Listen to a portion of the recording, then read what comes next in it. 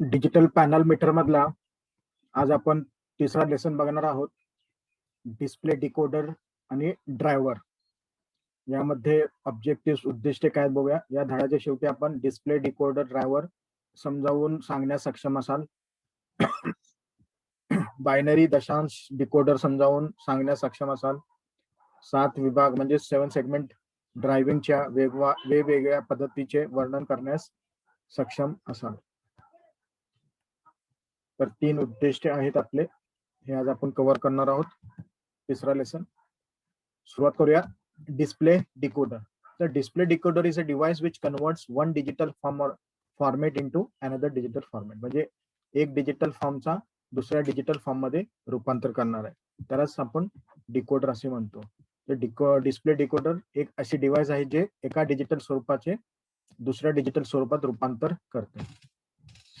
असं करण्यासाठी सर्वाधिक वापरले जाणारे काय आहेत ते BCD to 7 segment display. BCD binary coded decimal to 7 segment display. तर हे पाहिले जाऊ शकते की बायनरी मध्ये तुम्ही 0 to 9 पर्यंत कोणताही अंकातील किंवा हेक्साडेसिमल मध्ये ए ते एफ पर्यंतचे अक्षरे प्रदर्शित करण्यासाठी आपल्याला काय लागते, एलईडीच्या स्वतंत्र 7 सेगमेंट्स लागणार.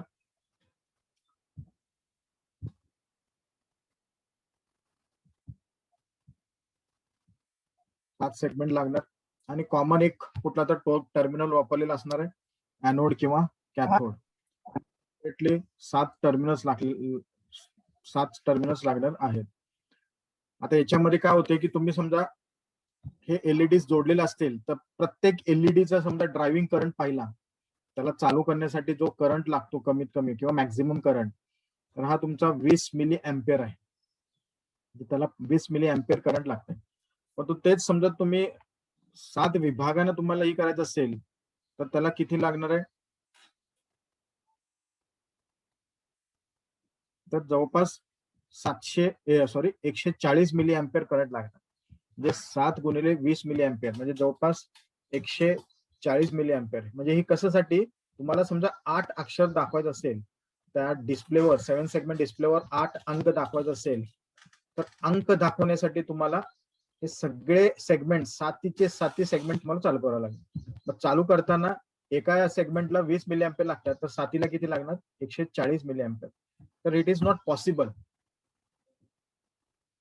तर हे तुम्ही करू शकत नाही. तर मग तुम्हाला एक एवढं कॉम्प्लिकेटेड सर्किट, म्हणजे एवढं करंट न वापरता, म्हणजे आता पहा की तुम्ही जाहीर आहे की काही इलेक्ट्रॉनिक किंवा मायक्रोप्रोसेसर आधारित सर्किटसाठी इतके कनेक्शन वापरणे आणि वीज वापरणे अव्यवहार्य आहे. आणि म्हणून केवळ एक सिंगल डिस्प्ले चालवण्यासाठी आवश्यक असलेल्या सिग्नल लाईनची संख्या कमी करण्यासाठी बीसीटी ते 7 सेगमेंट डिस्प्ले सारख्या डिस्प्ले डिकोडर्स आकृती 1 मध्ये दाखवल्यानुसार डिकोडर आणि ड्रायव्हर आयसी वापरतात. तर या ठिकाणी तुम्हाला हा जो दिसतोय, तर या ठिकाणी एवढं प्रत्येकाला करंट,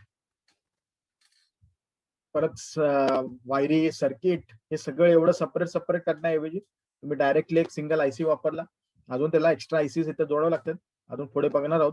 तरी तुम्ही जोडले की डायरेक्टली तुमचे सर्किट जे आहे ते कॉम्प्लिकेट ऐवजी सोपं होतं. तुम्ही सिंपल पद्धतीमध्ये ते जोडू शकता. आता बघूया बायनरी कोडेड डेसिमल.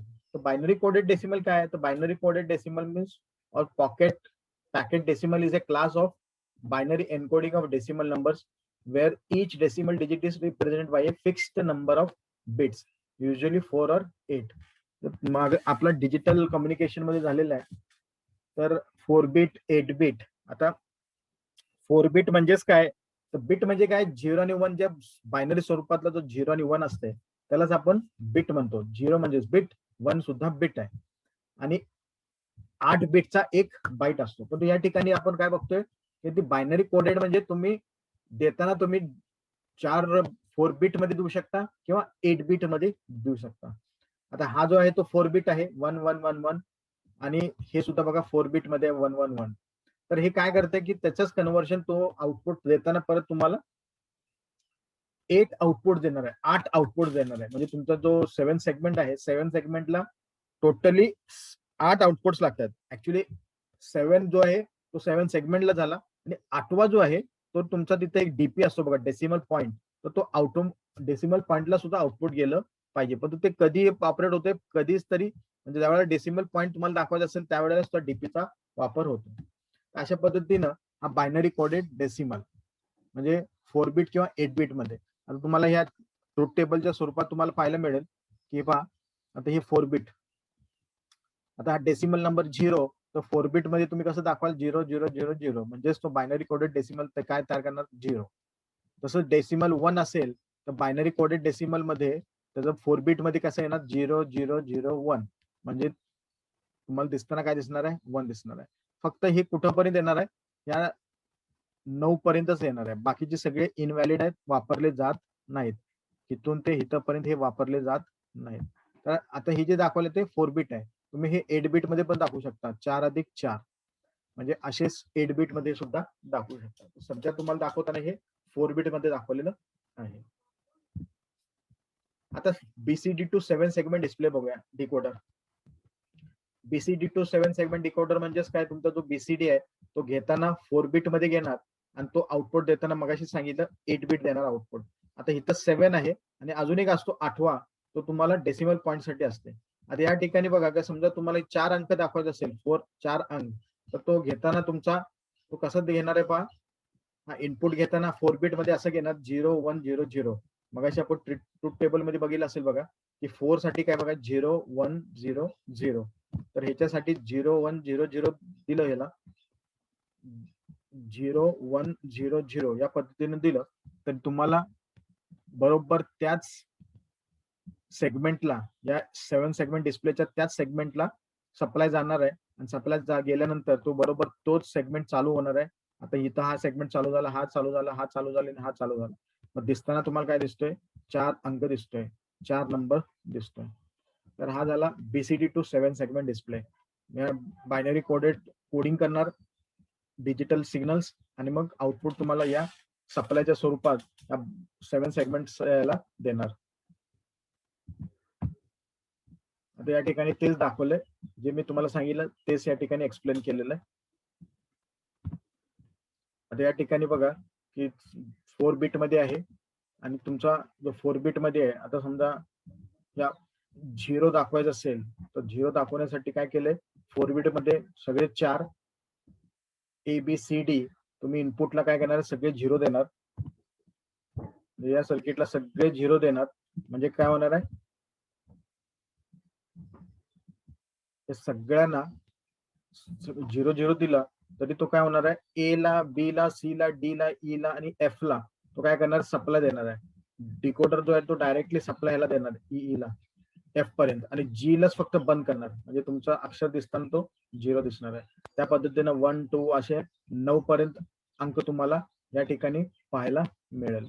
तर हे 4 बिट मध्ये दाखवलेलं आहे. 4 बिट बायनरी कोडेड डेसिमलचं कन्व्हर्जन 7 सेगमेंट मध्ये. आता हे सगळं झालं. आता 7 सेगमेंटला ड्राईव्ह करण्यासाठी काय केलं जातं मगाशीच सांगितलं की 20 मिली अँपिअर करंट लागते. परत मॅक्झिमम समजा 8 अंक दाखवायचे असेल तर 7 सेगमेंट्सना चालू करण्यासाठी 7 दूनी 14 म्हणजे 140 मिली अँपिअर करंट लागते. एवढं सगळं करण्याऐवजी तिथं तुम्हाला काय करायला लागेल तर करंटला कुठेतरी कंट्रोल करायला लागेल. तर करंट कंट्रोल करण्यासाठी मागं झालेलं आहे की करंट किंवा प्रवाह आणि दाब याला विरोध करण्यासाठी तुम्ही काय वापराल रजिस्टर्स वापराल. तर ड्रायव्हिंग सर्किट्स मध्ये वेगळं काय नसते रजिस्टर सर्किट असते. आता अजून एक्स्ट्रा सर्किट्स पण यायला लागलेत तर त्या ठिकाणी तुम्ही ट्रान्झिस्टरचा पण वापर करू शकता किंवा आयसीचा सुद्धा वापर करू शकता. तर ते कुठले सर्किट्स आहेत पुढे येणार आहे. आता या ठिकाणी बघा हा तुमचा डिकोडर आहे. हा 7 सेगमेंट आहे पण तो ह्या 7 सेगमेंटला चालू करण्यासाठी कंट्रोल सप्लाय देण्यासाठी हा ड्रायव्हर सर्किट आहे. आता या ठिकाणी बघा कॉन्सेप्ट ऑफ मल्टिप्लेक्सिंग. आता या ठिकाणी ह्याच्यामध्ये सुद्धा सगळं तेच एक्सप्लेनेशन दिलं.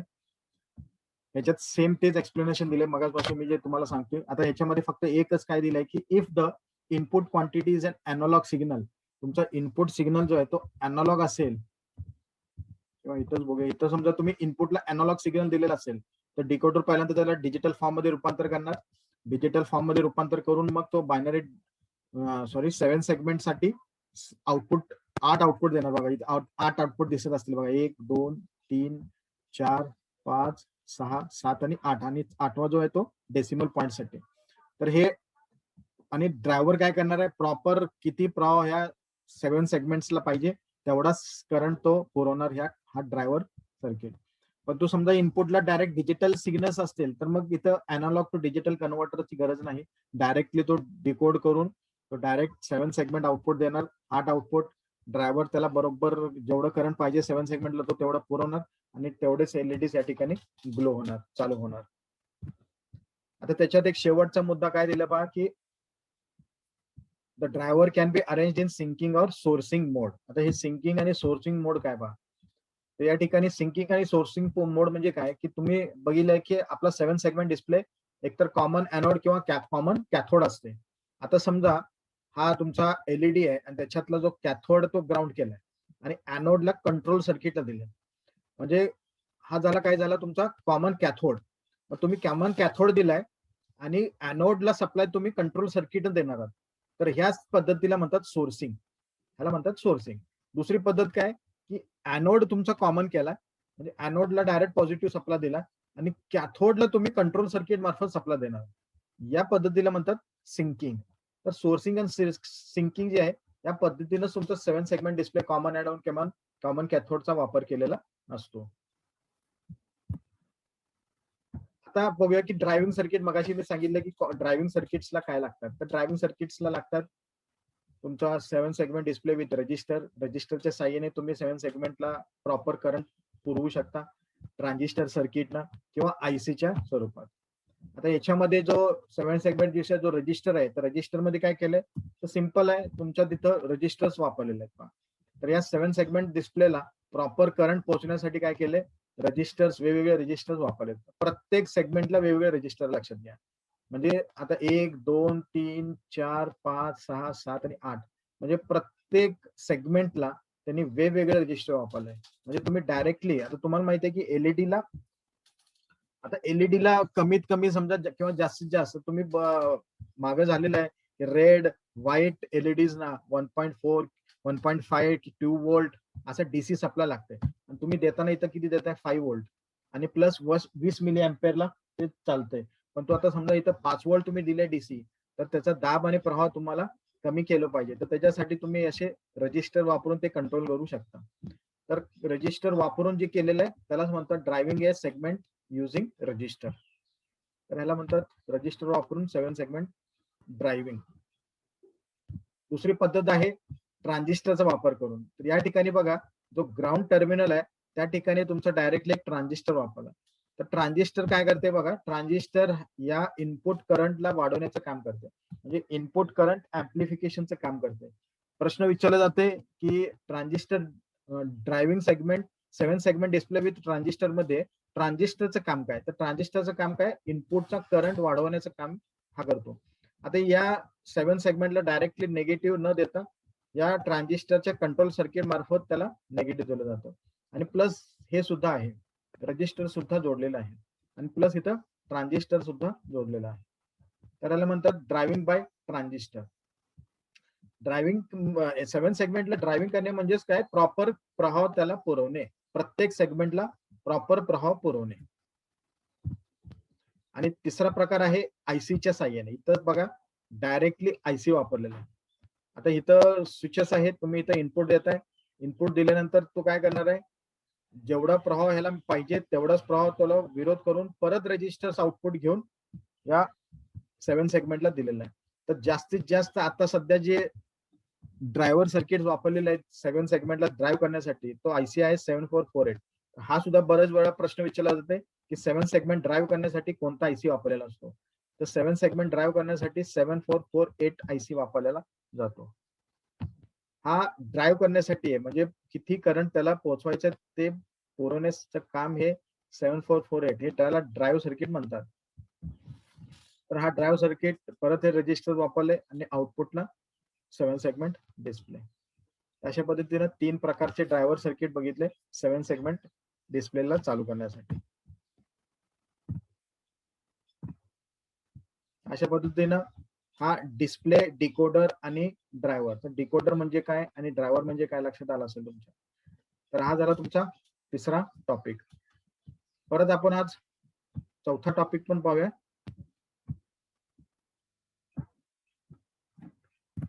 आता या डिजिटल पॅनल मीटर मधला चौथा टॉपिक आहे मल्टीप्लेक्सिंग IC 7106 IC 7107. आता आपण सगळं बघतोय 7 सेगमेंट डिस्प्लेवरच बघतोय. डिजिटल पॅनल मीटर मध्ये जो अंकाच्या स्वरूपात आणि अक्षराच्या स्वरूपात जे डिस्प्ले होतं, तर त्याच्यासाठी जी वस्तू वापरली जाते display unit LCD 7 segment display, तर त्याच्यातलं आता 7 सेगमेंट डिस्प्लेवर सगळं भर चाललेलं आहे. आता या 7 सेगमेंट डिस्प्लेला ड्राईव्ह करण्यासाठी कोणते IC वापरलेले आहेत, कसं ड्राईव्ह केलं जाते, प्रॉपर करंट कशा पद्धतीने पुरवलं जाते ते आपण बघतोय. आता अशी काय IC स्पेशल ICs आहेत की तुम्ही डायरेक्टली स्वतः डिजिटल व्होल्ट मीटर्स किंवा एम्प मीटर्स तयार करू शकता. तर त्याच्यासाठी आता स्पेशल टाइप्स ऑफ ICs आहेत, पुढे येणार आहेत. त्याच्यातलंच आता बघतोय आता 7106 आणि 7107. सो याच्यामध्ये या चौथ्या लेसन मध्ये ऑब्जेक्टिव्ह आहेत, उद्दिष्ट आहेत. या धड्याच्या शेवटी आपण मल्टीप्लेक्सिंग संकल्पनेचे वर्णन करण्यास सक्षम असाल, मल्टीप्लेक्सिंगचे फायदे सांगण्यास सक्षम असाल आणि IC 7106 IC 7107 पिन आकृतीची यादी करण्यास सक्षम असाल. तर त्याच्यातलं जे पिन कॉन्फिगरेशन आहे ते सुद्धा आपल्याला पाहायला मिळेल. सुरुवात करूया मल्टीप्लेक्सिंग. तर मागे पण झालेलं आहे मल्टीप्लेक्सर, डीमल्टीप्लेक्सर. तर मल्टीप्लेक्सर म्हणजे काय, सिंपल सर्किट आहे की बाबा त्याच्या इनपुटला तुम्ही अनेक इनपुट दिलं तर तो आउटपुट देताना एक सिंगल आउटपुट देणार आहे. अनेक इनपुट आणि एकच आउटपुट, ह्याला म्हणतात मल्टीप्लेक्सिंग. आणि त्याचा उलटा जो पुढे गेल्यानंतर समजा रिसिव्हरच्या एंडला तुम्ही एक सिंगल लाईन घेतले आणि त्याच्यातनं परत तुम्हाला एवढेच 4 लाईन आउटपुट मिळाले तर ते म्हणतात डीमल्टीप्लेक्स. आता मल्टीप्लेक्सरला शॉर्ट मध्ये MUX म्हणतात, मक्स म्हणतात. तर मक्स जो आहे मल्टीप्लेक्सर तो अनेक इनपुट घेणार, एकच आउटपुट देणार. तर इथं दाखवलं डायग्रामच्या स्वरूपात की अनेक इनपुट्स आहेत. समजा हे कम्प्युटर्स आहेत, 4 कम्प्युटर्स आहेत, त्याच्या सगळ्यांचा डाटा एकत्र केलाय मल्टीप्लेक्सर मध्ये. एक सिंगल लाईन मधनं हा 4 डाटा पाठवलाय आणि हा डीमल्टीप्लेक्सर एका सिंगल लाईन मधनं घेऊन परत तो 4 डाटा सेपरेट कम्प्युटरला पुरवणार. तर ह्याला म्हणतात मल्टीप्लेक्सर, ह्याला म्हणतात डीमल्टीप्लेक्सर. त्याचंच एक्सप्लेनेशन या ठिकाणी दिलेलं आहे.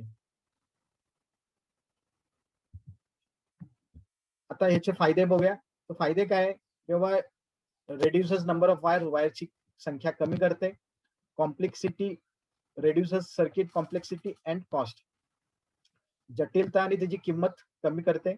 नंतर इट सिम्प्लिफाईज लॉजिक डिझाईन, हे लॉजिक डिझाईन सुलभ करते.